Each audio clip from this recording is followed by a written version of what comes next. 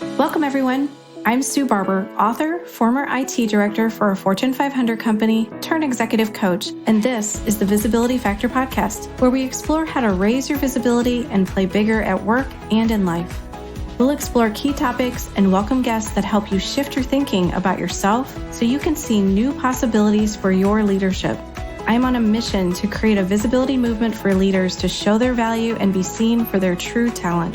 Are you ready to take the next step towards a higher level of visibility for yourself? Let's go.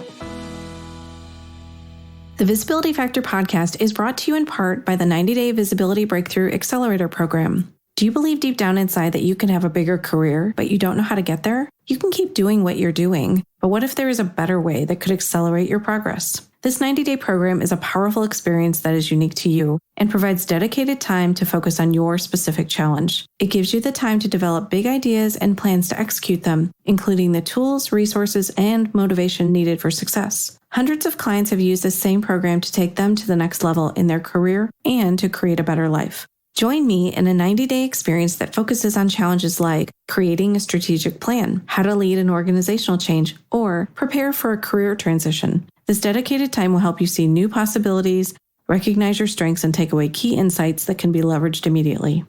Are you ready to create a breakthrough for yourself? If you're interested in learning more, visit susanmbarber.com/Visibility Breakthrough Accelerator for more information and to sign up for the program. I look forward to seeing you there. Hello, everyone. Welcome back to the Visibility Factor podcast. This is Sue Barber, your host. Today's episode is about a concept that I learned when I first started working with my second coach. I'd been talking to her about a situation that I was upset about, and although it was out of my control, it didn't make it any easier to let it go. She could tell after we had been coaching together for a while that this was a pattern that I had. I was harboring all this negative energy about certain situations, and it wasn't helping me. So she introduced me to what I now know as a neutral mindset and what that could be like. And that's what today's topic is all about. It wasn't something that I knew about before we talked, but I could see how it could be beneficial, especially for leaders in difficult or high-stress situations. Having a neutral mindset helps you maintain your emotions and be open-minded when others may not be able to do that. You can't make good decisions if you are in a fight or flight moment. So the goal isn't to be over-the-top negative or positive. This is about remaining calm and accepting whatever situation you are in and deciding how to go forward. So why is having a neutral mindset beneficial? It allows you to minimize the ups and downs that you may face every day. Now, this can be especially challenging for people who are trying to control situations and outcomes. The unexpected will always happen, and as a leader, you have to be able to deal with that. Leveraging a neutral mindset will help you to accept whatever the situation is that has happened and figure out what to do next. How can you solve the problem instead of wishing that it wasn't happening? Without acceptance, you will stay stuck in denial, fear, and grief. I think about the situation when Kraft decided to split into two companies. I remember entering the auditorium and sitting in the front row, watching our CEO go up and make the announcement. It was a very surreal moment, and I remember thinking, but I don't want the company to split. I want it to stay like it is. I know that's childish. That's not going to be the best thing from a business perspective, but that's how I felt right then. I could see how much work that would be necessary to do this within a year's time to meet the deadline. I also knew at some point the people that I had worked with for so long may work for the other company and I wouldn't get to see them every day. And that was kind of sad. So I had two choices. I could sit there and wish for a different outcome that wasn't going to happen because these wheels were already in motion, or I could begin to accept it and figure out what we are going to do to make it happen. I also knew that I had to set an example for my team and the rest of the organization who were all feeling the same way as I was. I needed to make sure that they were able to move forwards towards a place of acceptance as well.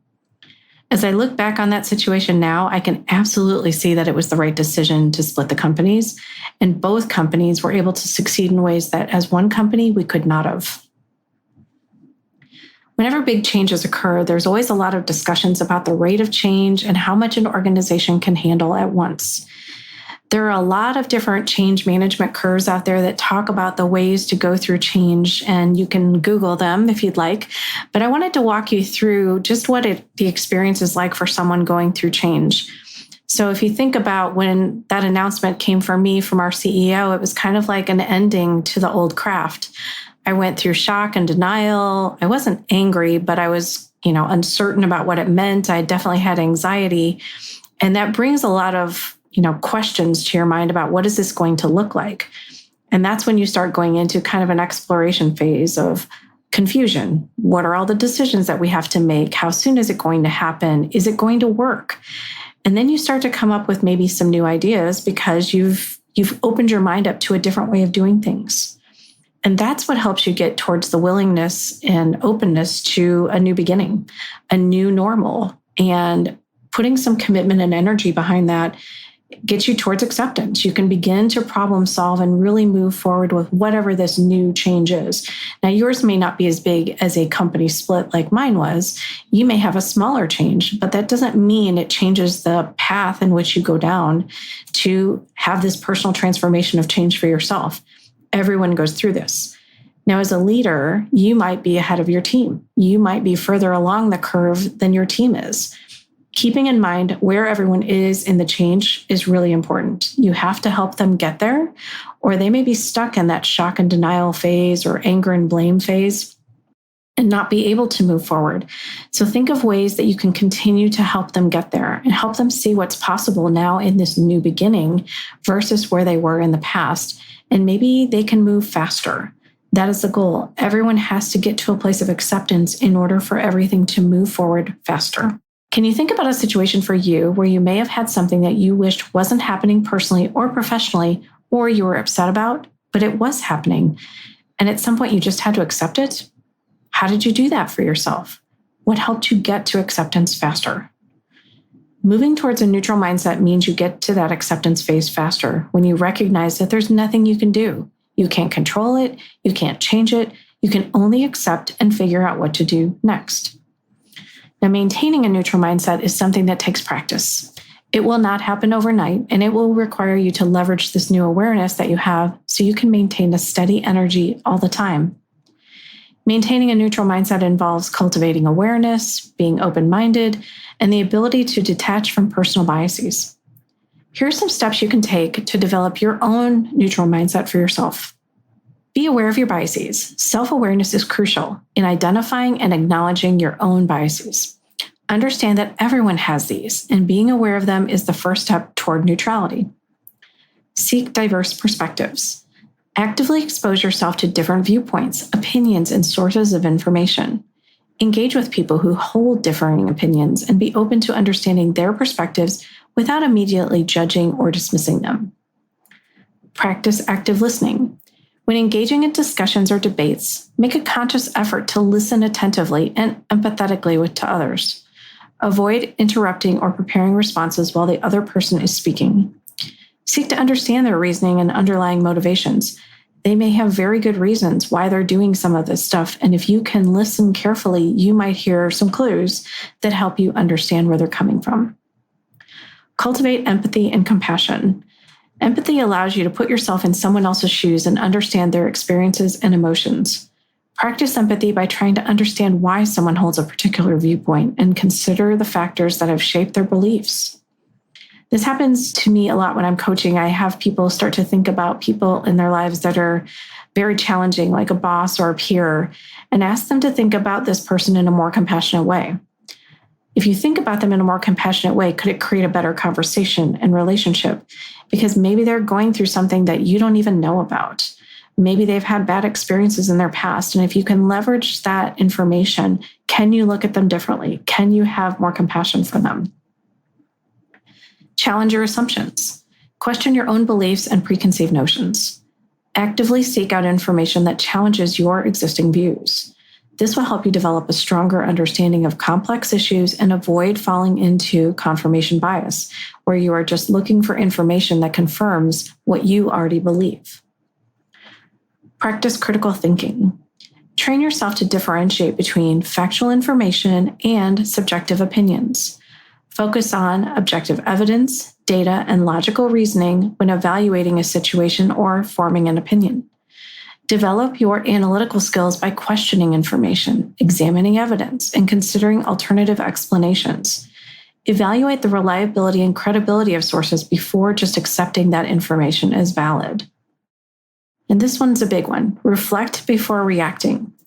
Before expressing your opinion or making a judgment, take a moment to pause and reflect. Consider the implications of your words or actions and how they may affect others. This pause can help you respond more thoughtfully and avoid knee-jerk reactions. Something may have happened to this person before they got to work today. Something may have happened in their personal life. There's a lot of reasons why people behave the way that they do. And just making sure that you're not judging them immediately can help. You can ask questions, you can have a conversation before just reacting. Embrace uncertainty. Recognize that there are often multiple valid perspectives on complex issues. Embrace the idea that absolute certainty is rare. Be comfortable with the ambiguity and complexity of certain topics, especially when you're going through something really big like a company split or even just a complex project that you're working on. There are always going to be things that come up that you don't know how to do or that you don't have the answers on. It's okay to say that and just try to figure out what you do know. What assumptions can you make to be able to work through that ambiguity and move forward? The last one, slow down to speed up. One of my favorites. Slow down and take a few deep breaths in situations where you are under stress and feeling like you don't know which way to go. It will allow your brain to calm down and help you come up with a plan of how to go forward. Now, remember that maintaining a neutral mindset doesn't mean you have to abandon your values or your beliefs. This is about cultivating a mindset that is open, objective, and willing to consider alternative viewpoints. You will still have negative or critical thoughts that show up in your mind, but you can be aware of them now and choose to look at them differently. It takes practice and continuous effort to remain neutral, but the benefits include improved critical thinking, enhanced understanding of others, and more constructive conversations. So I want you to think about your brand and how you want people to see you. Do you want to be known as the hothead or someone who is stressed out? What if you're the person that people see as open, approachable, calm in a crisis, and likes to hear new ideas? This is about taking an intentional view of your thoughts and actions and making a shift towards remaining neutral. It's important to note that nobody is completely devoid of biases, and it's natural to have personal perspectives and beliefs. However, the absence of a neutral mindset can hinder effective communication, understanding, and collaboration with others, ultimately limiting personal growth and the ability to make informed decisions. So let's move into today's visibility action. So I want you to try to practice this out in the situation that maybe you have at home or with someone that you work with. But let's say that you have a complaint about a situation or with a company that charged you incorrectly on your bill, for example. Your first reaction might be to get upset and let them hear all about how unhappy you are. But what if you assume the best in others instead? What if it was a mistake or there was new information that you weren't aware of? Start out by sharing the facts, request help to address the situation, and continue to remain calm no matter what. Yelling at someone isn't going to solve the problem any faster. Evaluate what information you get and how that fits in with the outcome you are trying to get to. In my experience, when I have tried this, being calm and being open and friendly to address the situation brings good energy to the conversation, and it allows me to solve the situation faster. I hope you can embrace a neutral mindset for yourself and see what it can do for you. It can really change how you see yourself and how others see you. Thanks so much for joining today on the Visibility Factor podcast, and we'll catch you on the next one. Thanks so much for listening to the Visibility Factor podcast. Remember that visibility starts with small steps that are intentional and consistent each day. Be bold, be visible, be the leader you were meant to be.